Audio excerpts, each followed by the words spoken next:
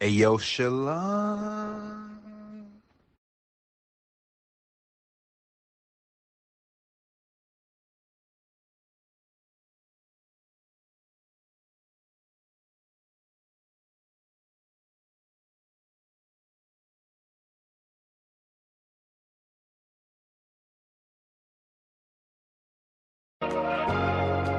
Father told me one day I'll find peace in every way, but in search for a clue, wrong things I was bound to do.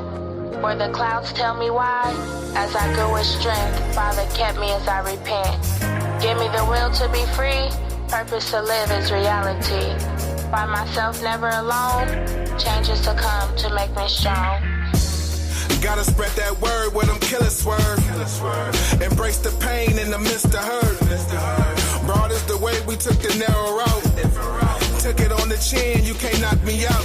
I'll be wrong if I let this shit slide. Yeah, we started from the bottom, Jacob's ladder we climb. God's chosen, His precious design. Renew your mind and get better with time. My past filthy, no disinfect, casting down lies. The world out of course, and we got next. I'm bearing fruit till you see progress. Getting wing from the milk, just trust the process and seek Him early, and you will find Him. This battle within, searching for inner peace, yeah. Truth will set you free, yeah. I was blind, but now I see, yeah. Got my steps in the life I lead. Battle within, searching for inner peace, yeah. Truth will set you free, yeah. I was blind, but now I see, yeah. Got my steps in the life I lead. We come from broken homes, no food or no cable. Time to prosper, Lord provides, and He making it able. Most die in these jungle, trying not to stumble. Move on the humble, you see the light in the darkest tunnel. Hungry for the word, like my ribs be touching. You can see Him now, but who is you trusting? Turn nothing to something. Faith is the substance, like a shot clock above the game, we rising above it. Engraved in the palm of His hands, 10 toes I stand. Salt of the world, they season this blend. You my peace, you my pillar of rest. And being oppressed, eyes on to the stress. Just look around, just know that you blessed. This battle within, searching for inner peace, yeah. Truth will set you free, yeah. I was blind, but now I see, yeah. Got my steps in the life I lead. Battle within, searching for inner peace, yeah. Truth will set you free, yeah. I was blind, but now I see, yeah. Got my steps in the life I lead.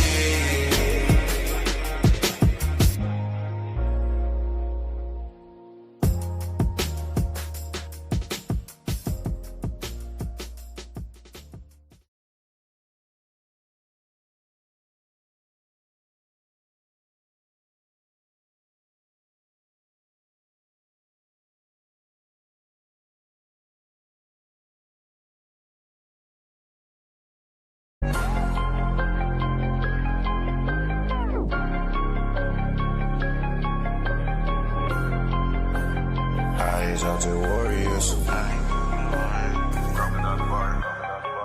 exalted warriors. I exalted warriors. I exalted warriors. I exalted warriors. I exalted warriors. I exalted warriors. I exalted warriors. I exalted warriors.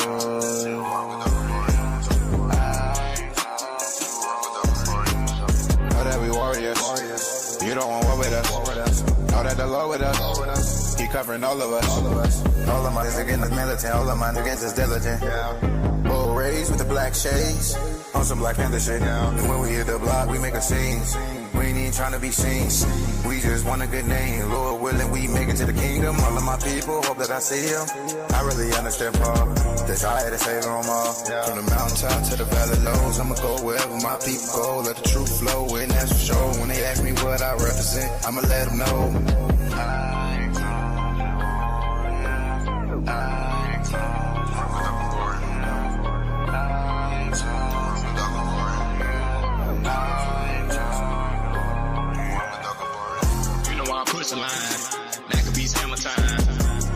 Combine, we at the end of times. Son of righteousness come and behold. If you take a sip, better let it soak. Gotta go and go, let the trumpet blow. Gotta let them know that it's time to go. Babylon falling like Jericho. Though the enemy running to and fro. We the Israelites coming with a glow. Whoa, whoa, whoa, to the whole globe. It was at halftime. Now we at the finish line. You know, boots on the grind. We get that drum line. You know I don't mind. Long as your hand in mine. All praise the Most High. This election be refined. But now we all with us. Anywhere you know it's going up. So you don't want war with us. I exalt the warriors. The warriors. I exalt the warriors.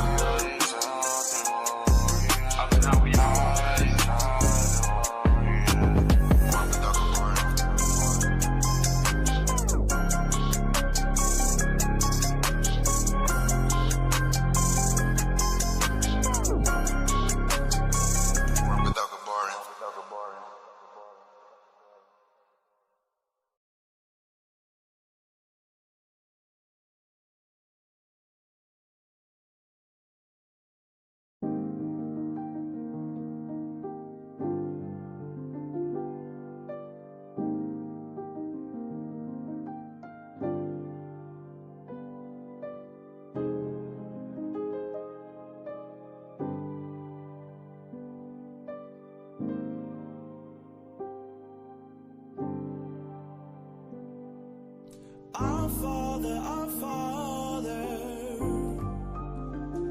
which art in heaven, hallowed, hallowed be thy name. Thy kingdom come, thy will be done in earth, as it is in heaven, as it is in heaven. Give us this day our daily bread, and forgive us our debts as we forgive our debtors. Ooh. And lead us not into temptation, but deliver us from evil. For thine is the kingdom and the power and the glory forever and ever.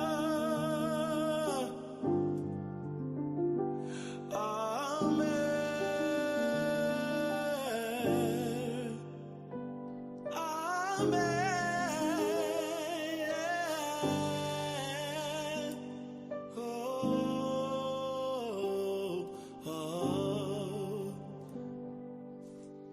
Abana Shabbat Shemayim, Qudash Haya Shamka,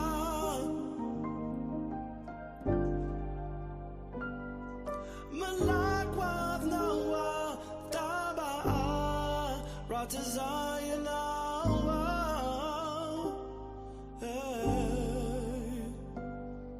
Haya Aisha Ba'arataza Kawa. Haya Bashamayam Nathalanawa Lakam Kalyawam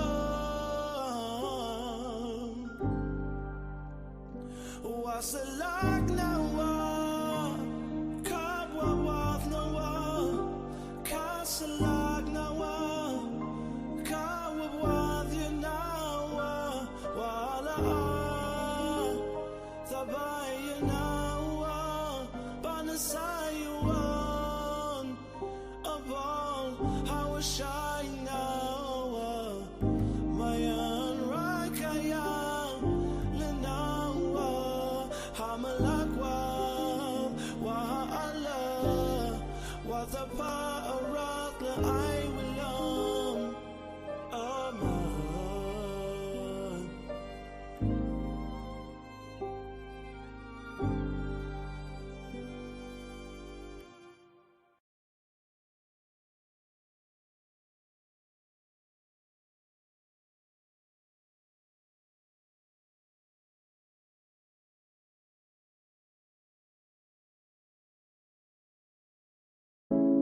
failures to lessons. Losing ain't an option. Waiting on my blessings. Turn my failures to lessons. Losing ain't an option. Waiting on my blessings.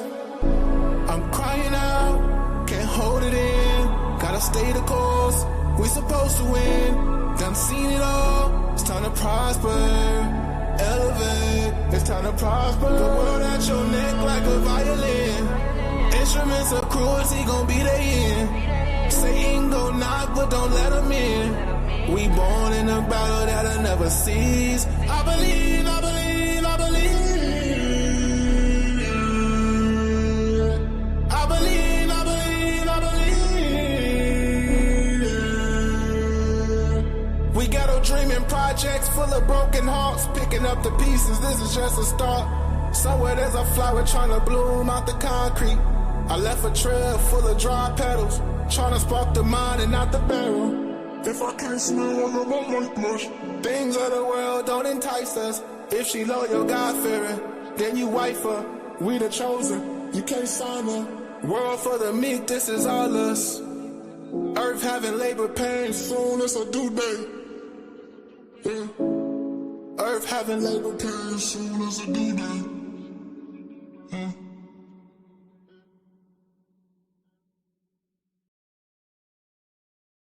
That's the bad guy. We look for a new heaven and earth wherein dwelleth righteousness. Bring me to the river Jordan. Look, as a man thinks, then so is he. Prime examples led me to the terms of what I see. Look at me, kicking back, reflecting in the cloud, wailing in my tears, and so much so that I could drown. The class clown, first in any smoke that's going down. My father told me, nigga, you're hard-headed. I know now. Keep me, Lord, cause I feel that I cannot continue. And I've carried scars from watching just what all my friends do. Talk about this shit in all my music, cause it mean a lot. 5 years, fed time, it flew by, didn't seem a lot. Ever had time stolen from you and couldn't see a clock? But danger made us cautious, so we went to go retrieve a Glock. Moved me from a hood, but I'm still stuck with all the memories. Plus I ain't escaped the generation of my enemies. Please expose the hand of all these niggas that pretend to be, and raise your right hand with show glass if you feeling me. Take me to the other side of the river Jordan, cause here we celebrate coming home or when we scoring. Bring me to a land that's plenteous in milk and honey, where niggas don't obsess about hitting licks and loving money. Shit, let us see a place where death will lose its vicious sting, so we don't see our loved ones in the vision of a dream. Amen. Let us see the day when we kings and we running government, cause babies have no fathers in this land, nobody loving them. Woke up in the night, I'm wondering if this gon' carry on, but answering myself that life's elite and it's a marathon. I dream for better days, but then my dreams, they go away, cause if they had the capability, then I'll go cold today.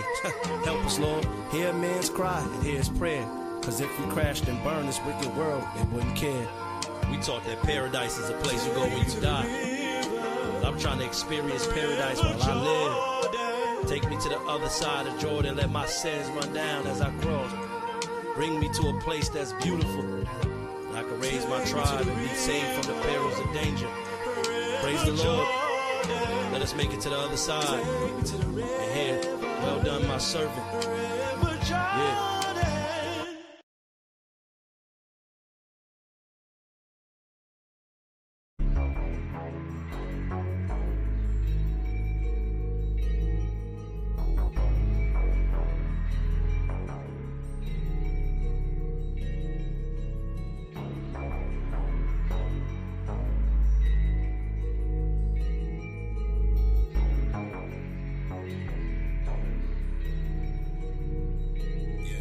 Pour the wine and get the stress up off my mind. I'm just sitting back, press rewind. Block the news. Sent her a text, no reply. So tell my boys I love them. Yeah, some men committed suicide. But God's word got me looking for a paradise. This is hell, and life's a gamble. And yeah, we roll a paradise. Yeah, no tears. Yeah, I let them fall too many times. Real men who were kings. Yeah, could feel what's wrong with our kind. Yeah, and I'm trapped in a bind. Transparent transgressions catching up from behind. Real nigga roll call. I got ox across the globe, y'all. Doing what I'm supposed to. Get out your emotions. See, I'm just doing fine. I'ma sip this glass of wine. Yeah, lay back and recline. This is genre called life. Don't judge me, I'm a lie. On one condition, if you form and ain't against them, well I ain't formed. Been on my mission since my dream, like 2010ish. I'm about to cream, just for the fences. I got the basics, mama taught me vision. So when I fly, I'ma glide on these critters. I want the holy land, the dishing inches. Something they ain't seen before. Spoke to the tree that glowed. So everything I know is let my people go. Red light, green light, hating gringos. Trying to keep me on my ass while I'ma eat, bro. I stay loyal to the truth while I'm an ego. And I'm sticking to the script cause that's my ego. Cause what I look like some kind of me-go. I got killers holding back into that sequel. Real nigga roll call. I got ox across the globe, y'all. Doing what I'm supposed to. Get out your emotions. See, I'm just doing fine. I'ma sip this glass of wine. Yeah, lay back and recline. This is genre called life. Don't judge me, I'm a ride.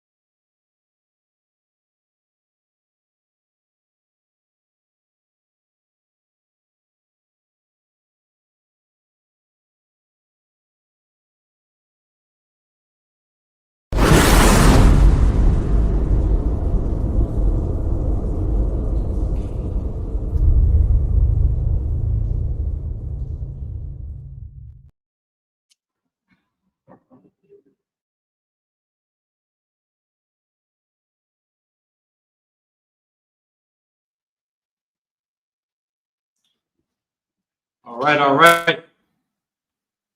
Shalom, shalom. Shalom to those coming in.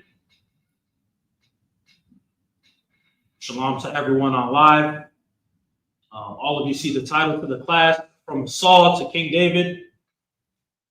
We're going to go back into the previous and prior class that we have in the past before. I'm going to bring them back because they are the classes that will be coming out in the future, and they are the classes that everyone will be tested on once again. And not only that, they are the classes that we need to retain. They are the classes that are very significant and important. They are classes for newer brothers and sisters coming in. These are the classes for those that are wondering about our history that we not only need to go into, but is also important for us because it is fundamental before we get into the future histories and later on pertaining to what happened to the Israelite nation, our captivity, the Spanish Inquisition, the transatlantic slave trade, Jim Crow, the Reconstruction era, so on and so forth, with the history up until this very point and present time we are now living. It's important and imperative for all of you to know what happened and what's gone into pertaining to the scriptures, pertaining to our history. So to refresh everyone's memory, we had started off with the pre-monarch era of the nation of Israel, beginning with 1 Samuel chapter 8. Saul was the first king over Israel. He was from the tribe of Benjamin. And then we had read and gone through all the chapters in 1 Samuel pertaining to what had happened from Saul. We all know the legendary man, the name that has been renowned and whose name will forever be renowned within the scriptures, the man known as David, who was to eventually become King David inside the book of 2 Samuel. And we read about the life of Saul. We read about the life of David, who was a king yet within the book of 1 Samuel. But we read about the life of these two very important individuals within the book of 1 Samuel. And they are very important to the story. And not only just that, they very much play the concurrent history that we read about as we continue to read within the books following along. So those of you guys that should remember, we rejected YHWH from being our king. And because we did that, we were given a man to reign over us that was chosen from the smallest of the tribes. Of course, Samuel, through the Most High's guidance, used discretion, picking from the baby brother of the 12, which is Benjamin, and out of the smallest and least of the families, a man by the name of Saul, who was the son of Kish, was chosen to be king. So tonight's class is going to go back into that, and we're going to recap and go into the history pertaining to what had happened within the book of 1 Samuel with the presentation, kind of scrolling through the chapters and what it is that took place and what happened. And we are going to go back into the history of everything that has taken place within the book of 1 Samuel, recap into 2 Samuel a little bit for tonight's lesson. And then as these future classes come out, once again, we will be going back into everything, and then we will be quizzed and tested on it as we once were before. So with these classes that we'll be rolling out, we have to remember, as a curriculum, as a school, as an organization of Gadal, Gabaryam, testing and quizzing is important because you don't just learn here. You will be quizzed and tested on what it is that you've taken into what you've been learning in class, because you need to go out there and you are called to be teachers. Yes, even to sisters, you are to teach your own children. You are teachers in your own right, because you're not supposed to just be inside the home overseeing the children. Of course, you know, cooking and cleaning, things that pertain to what is ascribed to the woman, but also is the fact that you are teachers in your own right, because you give back not only to your children, but you give back unto other sisters. So this is important for us to go into and go over, because we have to understand that we can't just read the scriptures and just know the history. We have to know the history and see how it applies today within our own lives and our character, and how it is able to be seen today within the time period that we are now living in currently. Everything that we read of within the scriptures, you can see who the nation of Israel is. You can see who the people are. You can see the characteristics, and you can see why Ecclesiastes 1:9 says, nothing is new under the sun. So it's important that we go back. We're going to review over and go into again, but tonight's class is just going to be the review of everything that took place within the book of 1 Samuel, for us to then know everything that happened and what took place within this book, so that we can continue in 2 Samuel and learn to read about the kingdom of King David. All right, Apayat, let's pull up the presentation.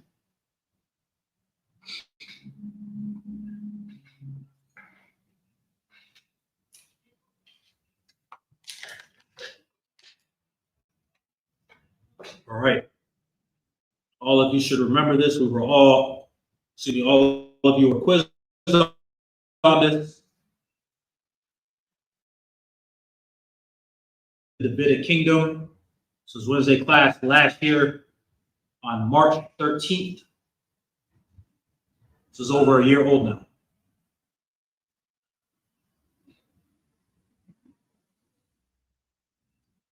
Yes, sir. Let's get this presentation going.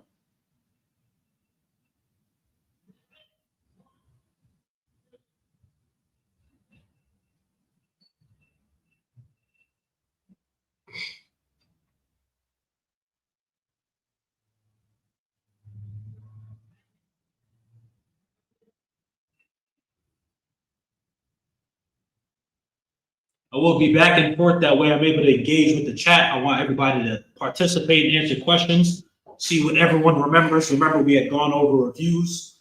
We had gone into the grading. We had gone into any questions, so on and so forth. A lot of you know I have a tricky way of testing everyone, a tricky way of doing things.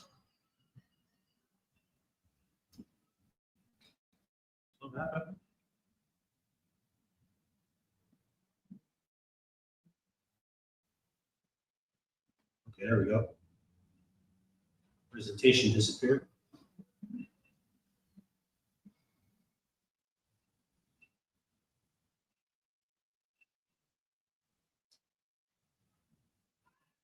Okay, there we go.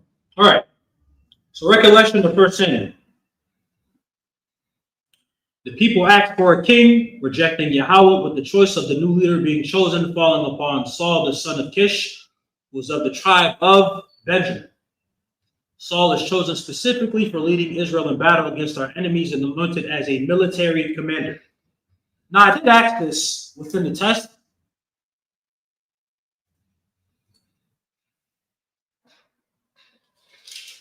And I did so for good reasons, right? In 1 Samuel chapter 9 and verse 16, it says, tomorrow about this time I will send thee a man out of the land of Benjamin, and thou shalt anoint him to be captain over my people Israel, that he may save my people Israel out of the hand of the Philistines, for I have looked upon my people because their cry has come unto me. So he was originally anointed with the intent of not leading Israel politically, because, you know, as we know, he wasn't the best in the areas that he needed to be, being rebuked by Samuel on numerous occasions, but he was chosen to be a military commander because he was very fit and taller than the rest of the people, which means evidently he would have been looked to as king, and definitely would have had the leadership quality as a military commander to lead the people. So Saul's mistakes, sins, and continual errors get the kingdom discontinued and wrested from him by the Most High through Samuel's prophecy. This is in beginning in chapter 13, when, remember, he said that he would rent the kingdom and take it away from him because of his disobedience and give it to a neighbor better than him. David is eventually chosen and anointed amongst his brethren to be the next king. David slays Goliath, the champion of the Philistines, in battle, and becomes Saul's arm bearer. That's 1 Samuel chapter 17, for those of you that remember. Next slide. Yeah, 7. I see the transitions. All right. The souls of Jonathan and David become knit together, i.e. they grow a close bond. It was a platonic relationship, nothing effeminate or homosexual to address that, and they became great friends. Now, remember, David at this particular time, you know, they didn't just grow close together because of battle. David was Saul's son-in-law, which would have made them brothers-in-law, but also, as their relationship showed, they were brothers. Saul puts David as general of the entire Israelite army, and eventually becomes jealous of praises sung to him because of the countless military successes he had leading the children of Israel in battle. So this is where the jealousy begins. This is where that evil spirit troubles Saul. Of course, I left out the most important part, that he didn't entirely slay the Amalekites like he was supposed to. He left King Agag alive and tried to present him to Samuel as if it was some kind of peace deal or some kind of appeasement he tried to make, instead of saying that he disobeyed the Lord's command, not utterly slaying the Amalekites. This is what got him the kingdom ultimately wrested away from him, and his rebellion was as witchcraft. The Lord delights in obedience much more than sacrifice. We learned that. The jealousy gets the best of Saul, and eventually he seeks to kill David. The conflict with David leads him on the run, but not without Saul killing innocent people he feels are in the way of his delirious, vengeful path. Now, that last point, who knows what I'm referring to within that point? Who did Saul innocently kill and put to death? Before we go to the next slide.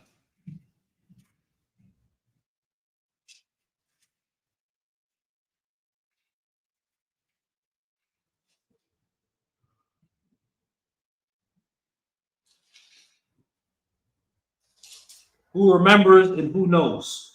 Because once we start going back into these chapters, once again, everybody will be quizzed and tested on this. We were all throughout 1 Samuel. I gave the grades. We went over the review. Who knows and who remembers who he killed and who he slaughtered?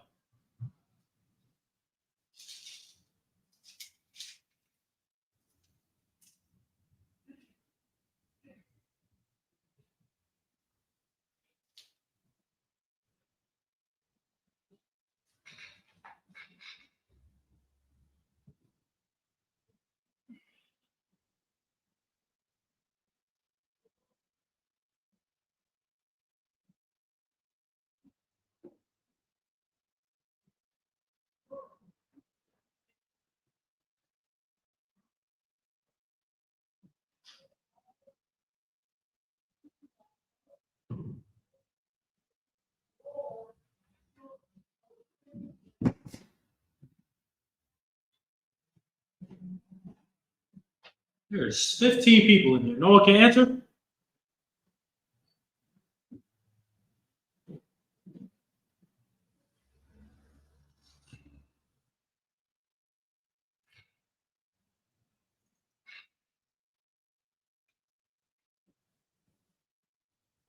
Okay, now there's 18.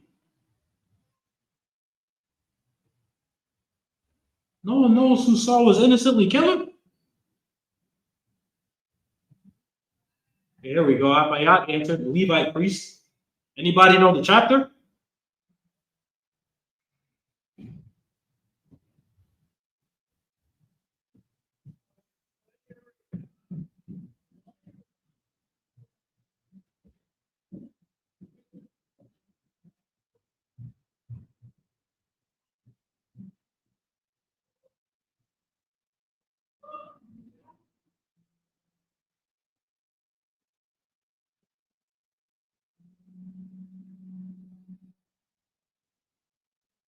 Gibeonites, no, Kwam.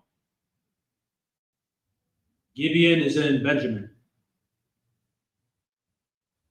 Question, Gibeonites. 1 Samuel chapter 22.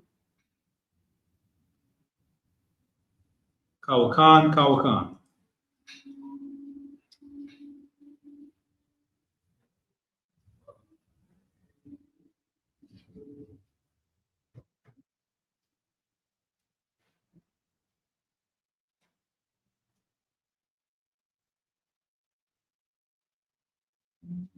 All right. So, 1 Samuel chapter 22, he did kill en masse the Levitical priest because he accused Ahimelech of conspiring with David. Ahimelech was innocent and did not know anything of what was going on between David and Saul at the particular time and moment. So, because of that, Saul had falsely accused him, killing him, and because of that, he put to death all of the priests by the hand of Doeg the Edomite that was listening to the conversation the entire time that David was out. And David had known that he would have definitely said something, and in doing so, had Doeg the Edomite at that, kill all the Levitical priests. Interestingly enough, it's funny how he had that happen and did that, not knowing that it would be the same manner that he would also die and be mocked in his death by an Amalekite who was a descendant of Edom.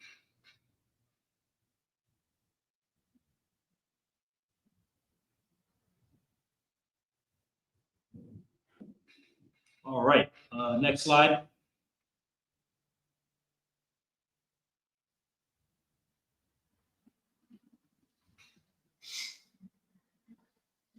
All right. Saul has the entire city of priests killed at Nob by the hand of Doeg the Edomite commanded. Abiathar, Ahimelech's son, joins David. David, through the Urim and Thummim, constantly inquires of the Most High's help. David is now at the run at this point, with Saul continually pursuing after David.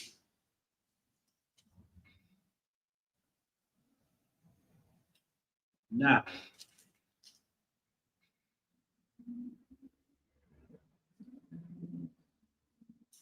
give me a second.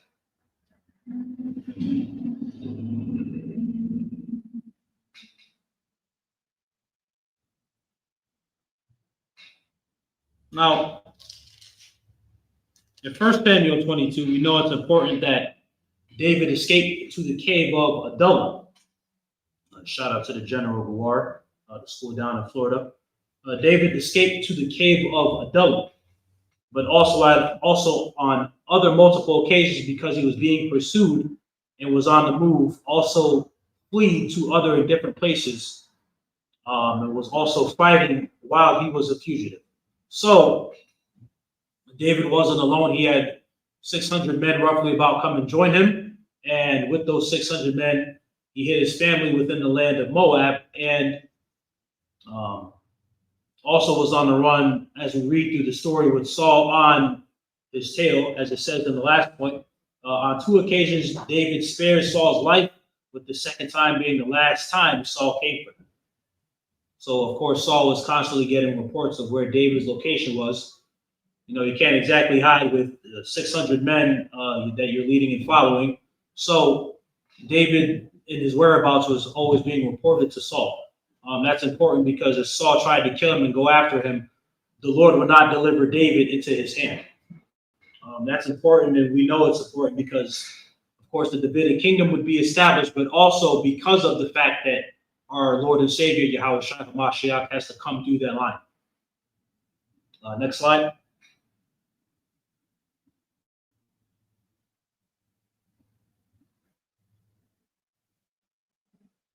All right.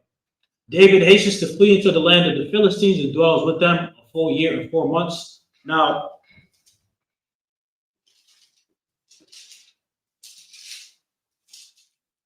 let's see. Now, King Achish was the king of the Philistines that he went and joined. Of course, he had to feint and pretend to be a madman in front of him so that he would have not appeared to be the mighty man and the man of renown that he was reported to be in front of this king.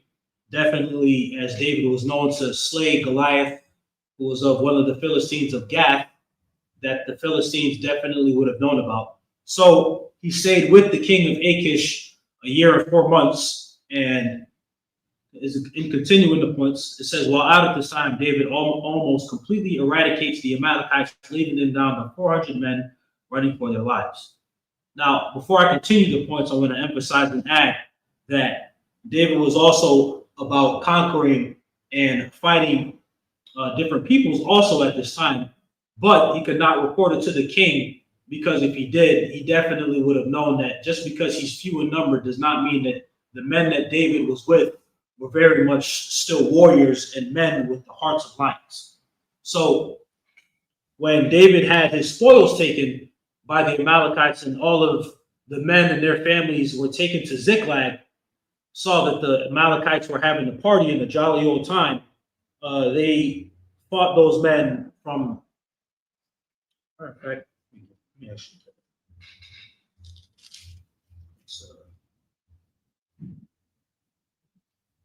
Let's see.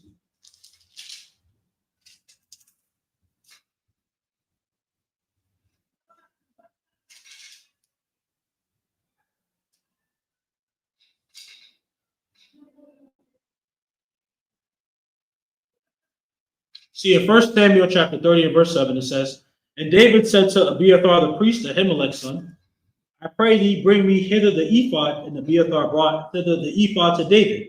And David inquired of the Lord, saying, shall I pursue after this troop? Shall I overtake them? And he answered him, pursue, for thou shalt surely overtake them, and without fail recover all.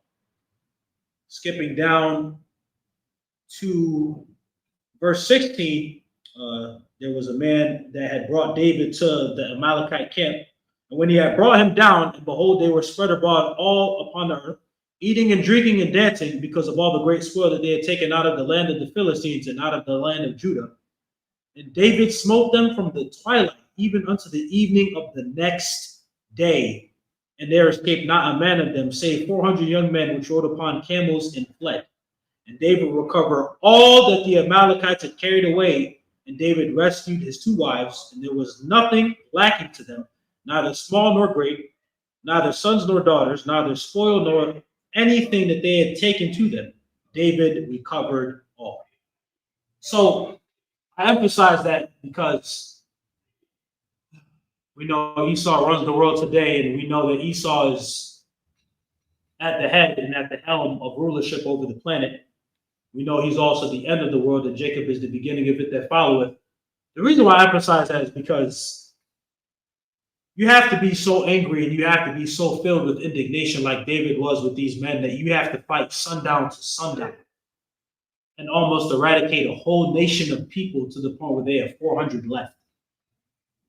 And, you know, I emphasized when I went back into these classes when I was teaching them that David had almost done and completed what the Most High commanded Saul to do. Man, if he did. Imagine how angry you must be and how much indignation and rage you're filled with to the point where 400 men are left alive out of an entire nation of people. I want to emphasize it. So, in continuing the points, Saul at this point inquires of the witch at Endor. Supposedly all were put away because, Saul had said that he had done that. Eventually he actually finds a witch and inquires her to bring up Samuel. The horrendous news Samuel gives Saul is that Israel will desperately lose in battle, and Saul, with his sons, will join Samuel at their death. I want to emphasize that David, when he was out conquering and he was out battling against the Philistines and the enemies of Israel, he succeeded and had countless military successes everywhere he went. But unlike Saul, now the children of Israel will lose in battle. Well, guess what? If the head is sick, the entire body will follow. Now, I also want to emphasize that as he tried to do this and tried to look for a way out, this was the third time Samuel had come unto Saul, because Saul, after the second time that Samuel, this was the third time of him coming to speak to Saul after he made an error and a mistake. The first time with Saul sacrificing in 1 Samuel chapter 13, and then in chapter 15, when he didn't utterly slay all of the Amalekites like he was commanded to, which is also commanded in the law. We are reminded in the law about Amalek, particularly. And then the third time that he came to speak to him, he told him that you and your sons will come and join me on the other side, which is the most terrible news ever that you could possibly receive, considering that the Lord is no longer with him. Imagine you slay the entire nation of priests because you figured and you thought that they were conspiring with David. And now when you try to inquire of a priest, Samuel himself, you're now being told that you're coming to join him on the other side, you and your sons. Unfortunately, Jonathan was righteous. Yashar, I believe you asked the question, like, why did Jonathan, end up joining Saul at death? Which is actually a really great question. And I answered to the fact that Jonathan being the son of Saul, the kingdom would have gone to Jonathan if Saul was dead, because he saved the people when they were battling against the Philistines in 1 Samuel chapter 13. And he delivered the people with a great salvation, him and his arm bearer, when they overtook those Philistines. And if Jonathan was alive, then it would have created a problem because the people would have followed after Jonathan, which would have disannulled the prophecy that David was going to be given the kingdom after Saul was dead. And we see that that was an issue and problem with the beginning chapters of 2 Samuel, because Ishbosheth, one of Saul's other sons, Saul's general Abner, anointed king, and the tribes followed him except Judah. So this is important to understand with these points, because Jonathan and his son, Saul and his sons all died in the final battle at Mount Gilboa. So that's important to understand, because Jonathan, we see, he made multiple covenants with David. We see that he loved David as himself. Their souls were intertwined with one another. He did unfortunately have to die. And continuing, the Philistines pitch at Aphek in the northern part of Israel. They reject David from joining them and go up to Jezreel for a final battle with Israel. They did so because they knew that if David had to face his own people, it definitely would have been a 2-on-1, knowing that he would have felt bad at the sight of having the Philistines go to war against his own kindred and be killing off his own people, which is why he rejected, the Philistines rejected them, or rejected David from joining them in battle against the Israelites. All right, Samuel's prophecy being true and happening. Saul and his sons die in battle. Israel loses immensely. The Philistines occupy the Israelite cities and take the spoils of war.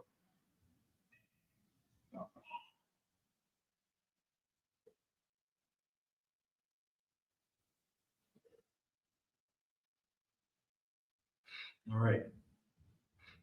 Next slide.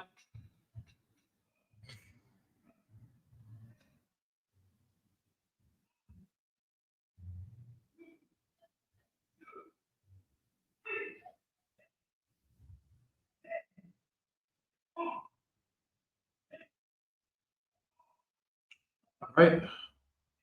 Saul's body and his son's bodies are taken, his head is cut off, and his full corpse is displayed in the idolic temple of the Philistine gods.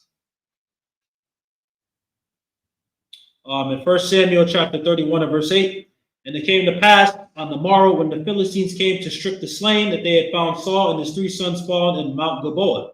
And they cut off his head and stripped off his armor and sent it to the land of the Philistines round about to publish it in the house of their idols and among the people. And they put his armor in the house of Ashtaroth, and they fastened his body to the wall of Bethshan. And when the inhabitants of Jabesh Gilead heard of that which the Philistines had done to Saul, all the valiant men arose and went all the night and took the body of Saul and the bodies of his sons from the wall of Bethshan and came to Jabesh and burnt them there. And they took their bones and buried them under a tree at Jabesh and fasted 7 days. An honorable thing, continuing the points, the men of Jabesh Gilead, the Manassites, back in 1 Samuel 11, remember what Saul did for them, delivering them from Nahash, the king of the Ammonites, and went down into Philistine territory to get his body down and his sons and bury them accordingly to the law. Their bones were buried under a tree at Jabesh. 2 Samuel begins with the events of what happened in the battle with the Philistines and David finally returning to Israel. So I want to emphasize that Saul's disobedience got him furthermore disrespected even to his death, because as we read in 2 Samuel, an Amalekite was responsible for the one killing him, and not just that, but was also responsible for claiming to have killed him. So the same people he was supposed to put to death and utterly slay and destroy was also the one that claimed to his death and presented David his crown and his jewels and said that, out of his own mouth, he was responsible for killing Saul himself. And it's important to take note of that and realize Saul had messed up so bad with the Most High that his body wasn't just desecrated in his death, along with his sons, but the fact that an Amalekite had to come to the future king that he was persecuting and he hated so much out of jealousy, which was his enemy and our sworn enemies as Israelites, being the Amalekites, the descendants of Esau, was so horrendous and so just almost inexplicably disrespectful that even at his death, he couldn't even be respected, but was still respected and honored and revered by David and the men round about him after he realized what had happened. David was a man that had class. He displayed the quintessentiality in his death and the kind of man he truly was. And that's what the Lord means when he says he was a man after his own heart. He did what was righteous. He did what was the right thing, rather than to boast and say he deserved it. And, that's what you get for chasing me and trying to innocently kill me. You killed all the priests. No, he still mourned him in his death, because rightfully so, he still was his father-in-law. Unrighteous for what he was doing. He was a sinner for disobeying, but he still was very much his father-in-law. So I emphasize that because, again, as we're getting back to these classes to understand our history, we need to understand roundabout with what it is we learn within the school and become knowledgeable as much as possible. Actually, precept.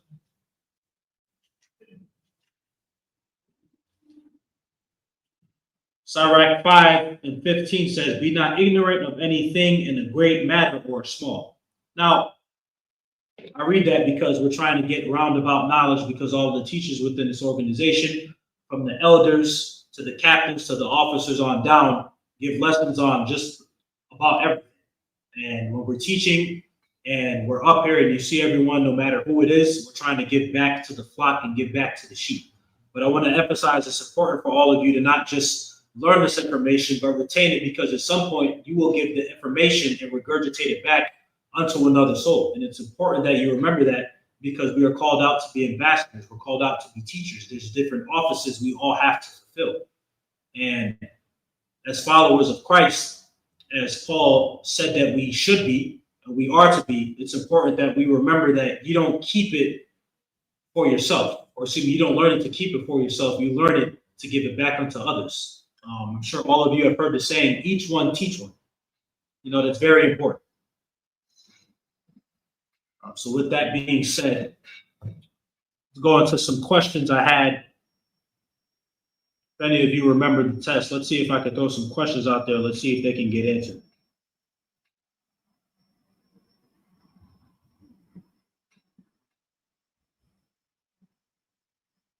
I have some questions, so let's see if they can get answered.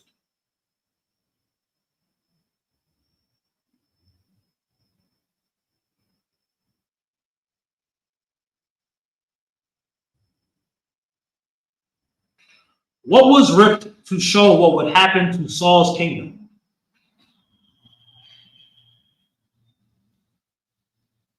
What was ripped to show what would happen to Saul's kingdom?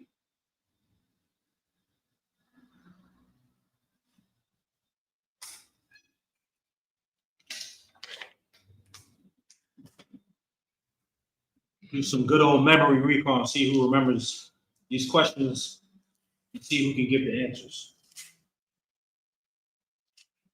Who can open up their Bibles and answer these questions?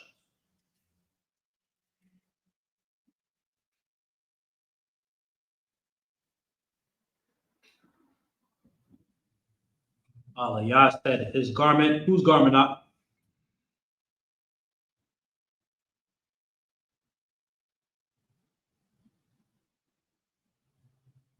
Bakwash said a piece of his garment.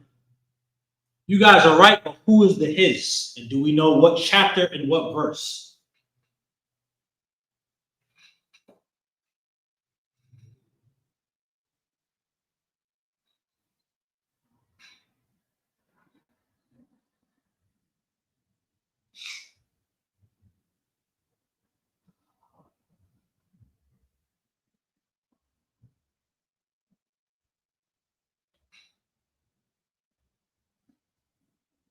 All praises. The sister Shayarah answered it. 1 Samuel 15:27. And as Samuel turned about to go away, he laid upon the skirt of his mantle and it rent at Saul. And Samuel said unto him, the Lord hath rent the kingdom of Israel from thee this day, and hath given it to a neighbor of thine that is better than thou. So his garment was Samuel. Saul ripped out a piece of Samuel's garment. All right. Where did the Israelites go to sharpen their tools? Watch, David had to drop on Saul for Samuel. Oh, so Bakwash, remember the question was specific. It says what ripped to show what would happen to Saul's kingdom. That would have been a good answer if I had asked, how did David show mercy to Saul? So again, I'll ask the question, where did the Israelites go to sharpen their tools? Remember, we are an agricultural people. We are shepherds.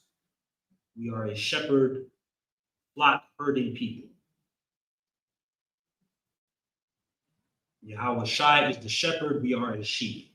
Again, where did the Israelites go to sharpen their tools?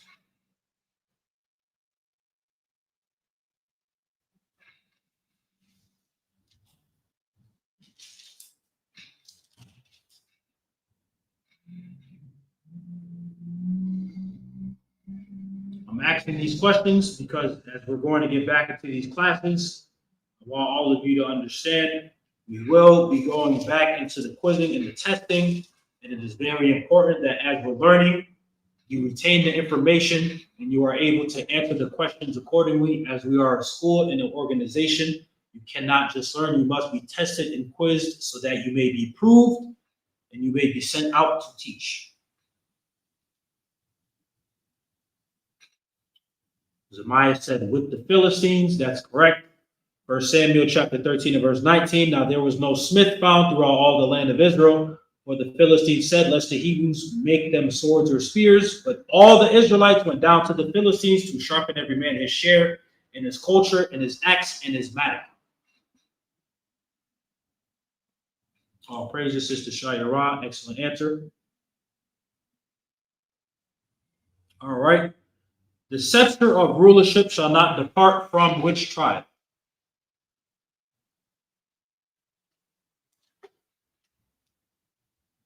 The scepter of rulership shall not depart from which tribe?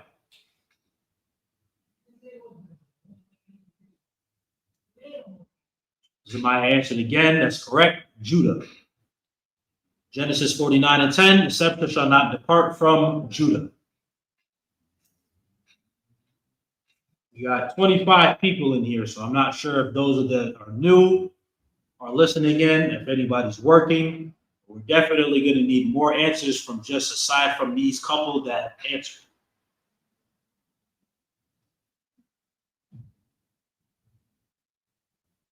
All right. All praises, all praises. All right. What was Saul's first major mistake as the leader of Israel?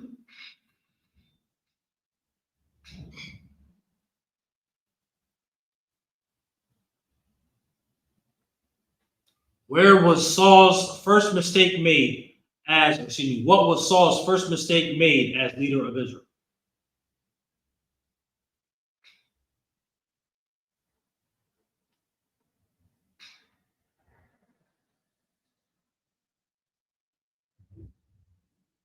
Who remembers? Because this was a question on the test. Who remembers? Because this was a question on the test. I'm leaving up the presentation, that way you guys are kind of still able to see what we had gone through. Apaya, can you actually pull up the beginning of the presentation, just so everybody knows what we're reviewing for this class?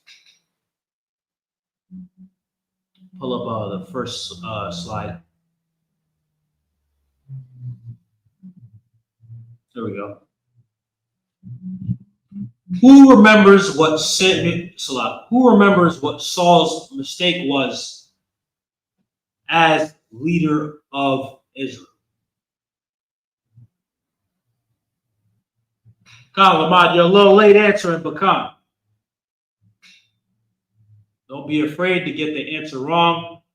Get it wrong here, so that way you're getting it right once you're quizzed and tested again.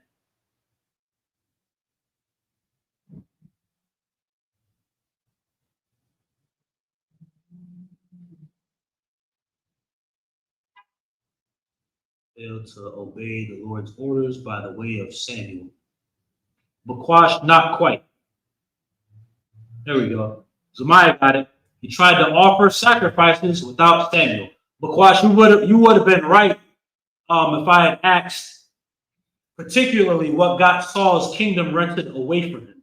But remember, I asked what is Saul's first mistake that got the kingdom rented and taken away from him as he was the leader of Israel. So Zemiah and Quam both got it right. He tried to offer sacrifices without Samuel, and Quam said trying to do a Levite's job.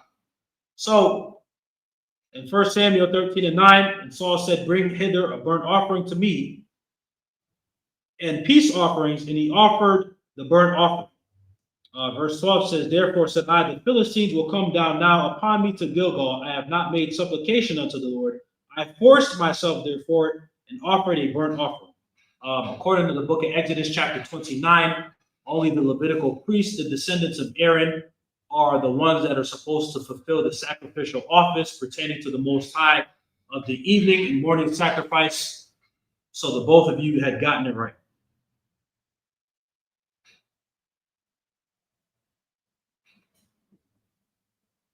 All right. Next question. Did Saul destroy all of the Amalekites in battle?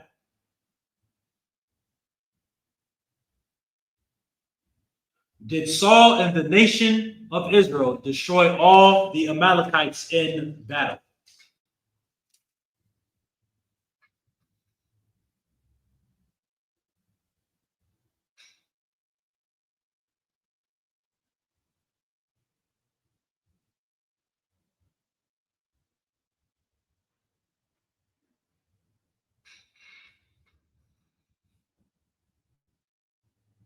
Okay. All right. Y'all reading through the curveball, okay?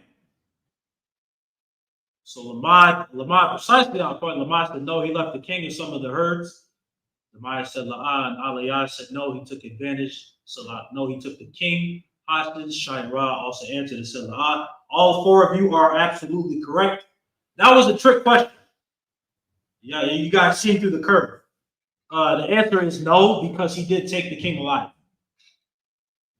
If he killed all of them and slayed all of them, he wouldn't have left the king alive, who was also the king of the Amalekites. So the trick within the question is, if he slayed all of them, the answer would have been yes, but the answer actually is no, he did not kill all of them because he left the king alive.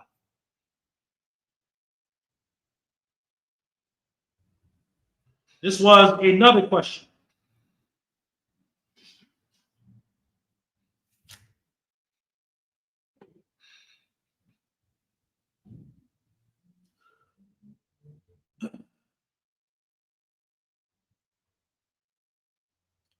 What does 1 Samuel chapter 15 ultimately reveal Saul's sin was?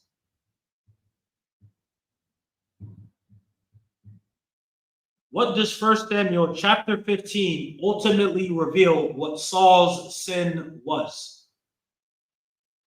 Who remembers?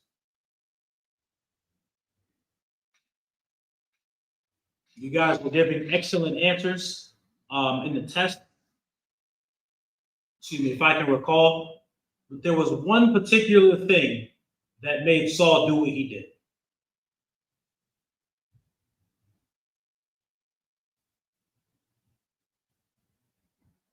Who remembers what secret sin this chapter revealed about Saul? Chapter 15.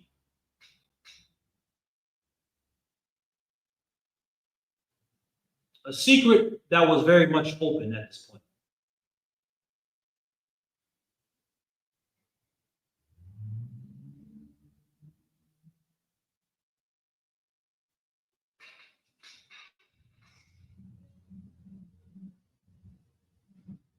As Laura said, no. I don't think you were with us at the time of these classes, which is fine for you to answer. I appreciate that. You weren't with us when we had these classes last year, because this was March 13th last year, and everybody was quizzed and tested on it. YHWH said his disobedience to God by not completely destroying the Amalekites as he commanded. Well, that's the evident answer, because we know that he did disobey, which is definitely what got the kingdom ultimately taken away from him and the Lord no longer being with him. You guys said Saul's disobedience.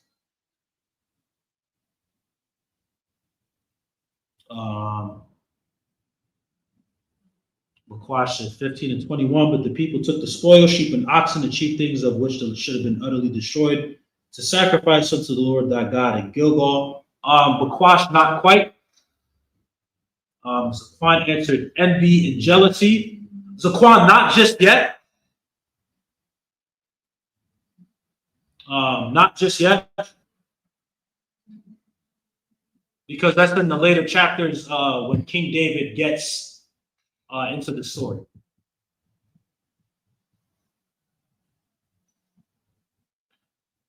The secret sin that I explained that Saul had in this particular chapter is what got the kingdom ultimately rented away from him, and Samuel no longer visiting him,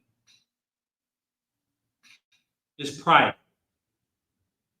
Why do I say that? Sirach chapter 10 and verse 12 says, the beginning of pride is when one departeth from God and his heart is turned away from his maker. What allowed Samuel to break the laws inside of Exodus, saying that only a Levitical priest, descendant of Aaron, could offer up sacrifices? Pride. What allowed him to keep everything alive, including the sheep, herd, and oxen, and keep the king alive to present him before the Most High? Pride. What is the downfall of any great man? Pride. That's ultimately why he got the kingdom rented and taken away from him. What allowed him, as Zaquan had put earlier for his answer, to kill the priest at Nob by the hand of Doeg the Edomite through envy and jealousy, which are perfect answers? Pride. Pride made him rebel. That's exactly what the evil spirit did. Pride. When you're filled up with pride and you're puffed up, as a hen, puffs out the chest, you think you got it. You think you're in control when you're really not. So that was the answer.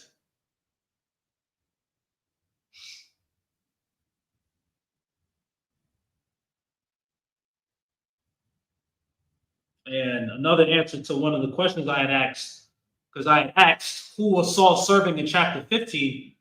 Saul wasn't serving the Most High, he was serving himself. Of course, rooting in pride. Because if he had followed the command of the Most High, he would have utterly destroyed the Amalekites. And it's in the law, and actually the beginning of chapter 15, when Samuel reminded Saul of how they laid wait for us in the wilderness and cut some of us off. And it's in the law that we're supposed to remember Amalek, because we would make war with them from generation to generation. The Lord would not forget.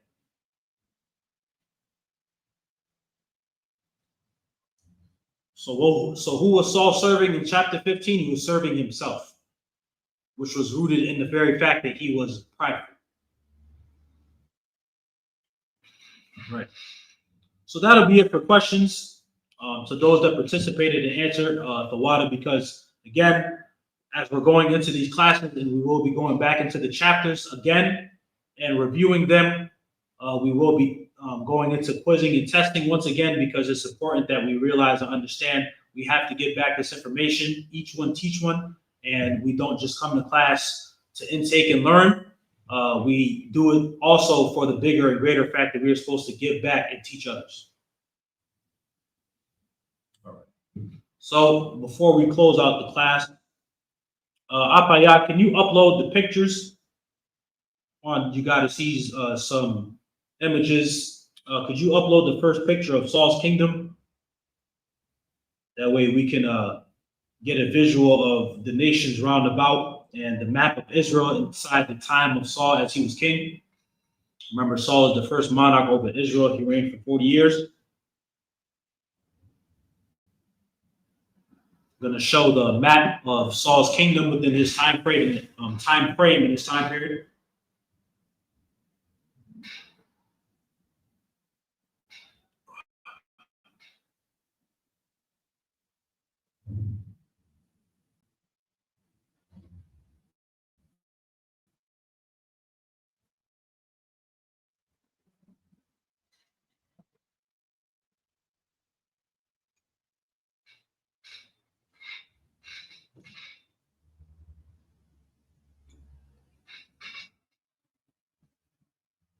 If there's any questions or comments or concerns anyone wants to put in the chat with the presentation or the questions I was asking, please do so, Baba Shah, so I can answer them.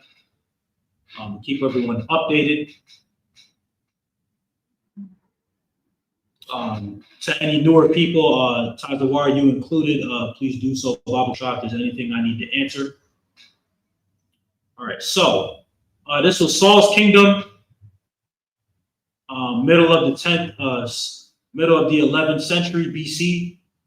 Saul reigned from 1050 to 1010 BC, 40 years complete. The kingdom of Saul, you guys kind of see it in red letters. Apaya, can you zoom in just a little bit? You see Amalek to the south, Edom to the south, Moab and Ammon to the east. You guys see Philistia on the map to the west. That's why we were constantly.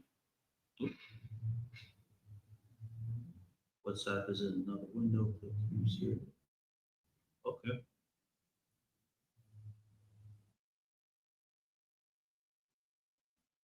I don't know what happened there.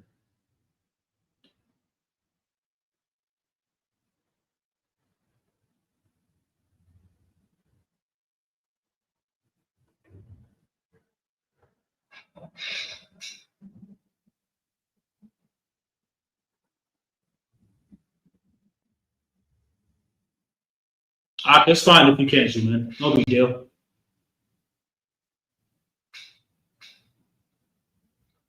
Brother Aliyah said, anyone noticed the recurring theme of 40 years Khan, it's usually often 40 represents water within the scriptures, mayam. Is usually just enough of the age of when you've lived life and reigned and ruled long enough. Moses' life is divided up into 40s. Grown up in Egypt, 40 years away, and then 40 years for the rest of his life from the book of Exodus and the deliverance from the Egyptian Pharaoh up until his death. Saul reigned for 40 years. King David reigned for 40 years. He died at 70. Solomon reigned for 40 years. This represents the completion of time that a king was allotted to fulfill out his years, which is enough to say is a lifetime and a complete number within itself. Perfectly as David actually fulfilled, because he became king at the age of 30, and then reigned for 40 years and died at 70.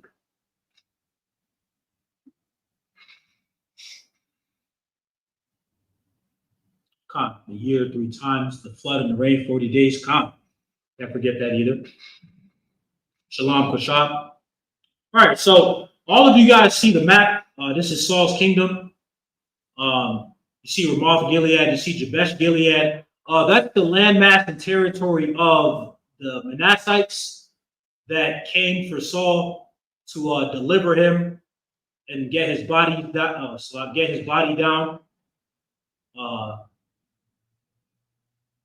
You see Gilboa, that's where Saul died at, and his sons in battle. That's where him and his sons died at in battle.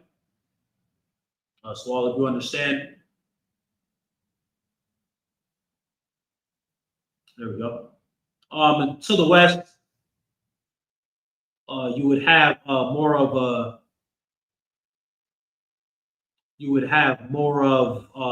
to the west, you would have the land of the Philistines. To the east, you'd have the Ammonites and the Moabites. To the south, you would have the Amalekites, which is literally the south. The Amalek is literally south of Judah's territory. And then you have Edom, which is also to the south. So literally, as we are all Shemitic people. We are literally all boxed in and closed, and the Lord gave each nation their own landmass, inheritance, and territory. So you guys see Aphek. That's where the battle took place. You can skip down a little bit more. You see Bethlehem. That's David's hometown. Perfect. You see Ziklag. Ziklag is where the Amalekites had taken David and the men that were with him, their wives, and spoil. You see Moab. Moab is where David hid his family and his father. You also see Edom. Gaza is also on the map. Again, that's in the land of the Philistines. Tabax, when did we lose the kingdom? You got to be specific. Are you speaking on when the kingdom was divided in two? Are you speaking of when the kingdom was divided in two? Apaya, can you pull up the next picture, Baba Kashak?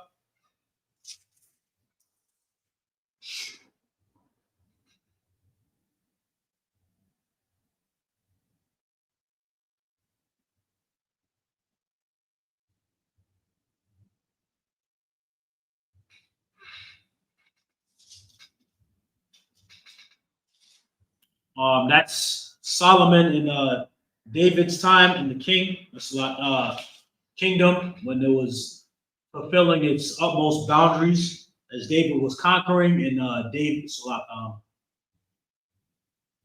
Solomon inherited it. He had 40 years peace and never had war in his land.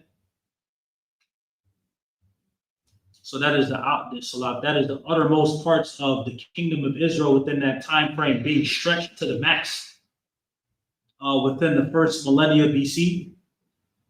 The top said, yeah. So the kingdom was rent and split after Solomon died. That would be roughly around 930 BC when the kingdom is split into two between Rehoboam and Jeroboam. So 930 BC, which would be the year of the death of Solomon, is when the kingdom was split into two.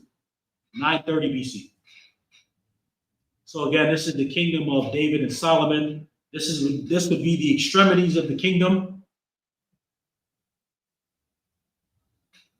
of Israel, Edom, Moab, Ammon. These nations were tributaries to the nation of Israel at the time underneath the conquering and rulership of King David, and then they also became tributaries to Solomon as well.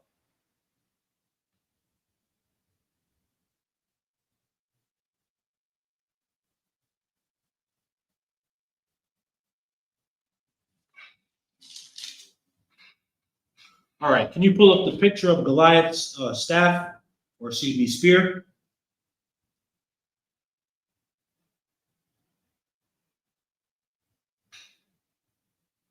All right.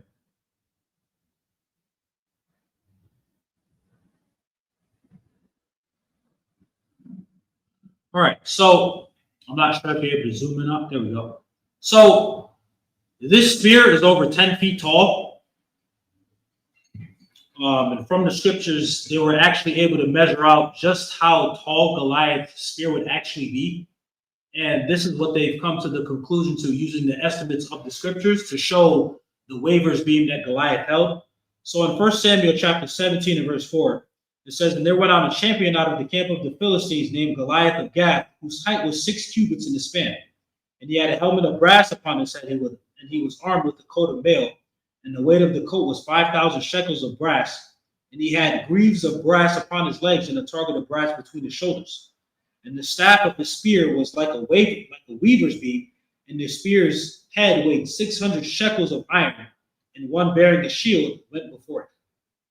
So, to give you the physical description of how big his shield was, this is the best best realistic, real life description and depiction that they could give from the scriptures to give an estimate of how big Goliath's spear was, which is literally reaching the ceiling of wherever this man is at, which is at least over 10 feet.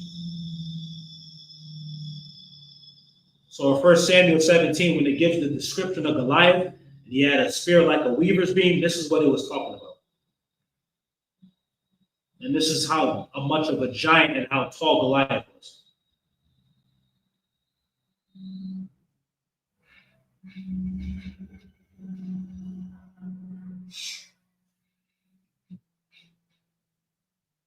To give some physical descriptions and images of the lesson and how far we've gotten into kind of tie in with everything we've gone and reviewed over.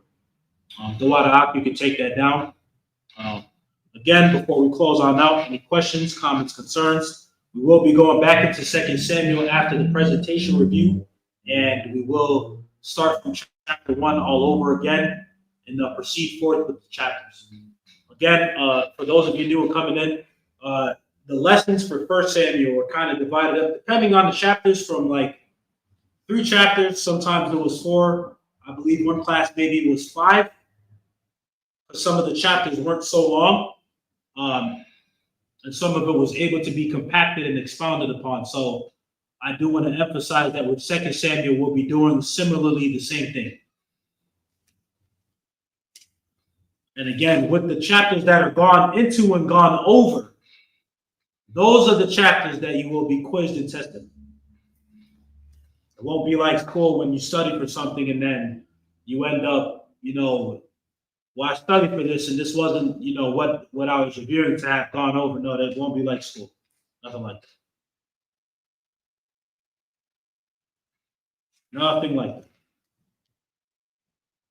So again, before we close out, any questions, comments, concerns? I do want to say tomorrow will be class for Thursday. Thursday night will be tomorrow class on May 29th. We will not be having class Friday. Class will be tomorrow for May 29th instead of May 30th on Friday. Consequent, absolutely. You already know what we're going to be getting into.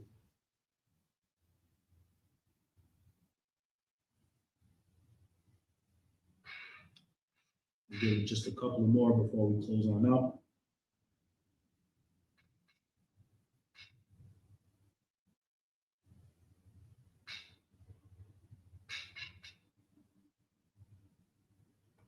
All right, so just so all you know, that'll be the style of how we'll be getting into 2 Samuel and how we'll be diversifying the classes from the historical classes with Samuel, the Lunar Sabbath series classes. Went over the presentation for that and what we reviewed and gone over with the timelines and histories, with the calendars, and then the Hebrew classes. So all of them will be just a mix and conglomerate of everything with the classes that I'll be teaching and going into, of what we'll be going over, and then, of course, to give a heads up what everyone will be quizzed and tested.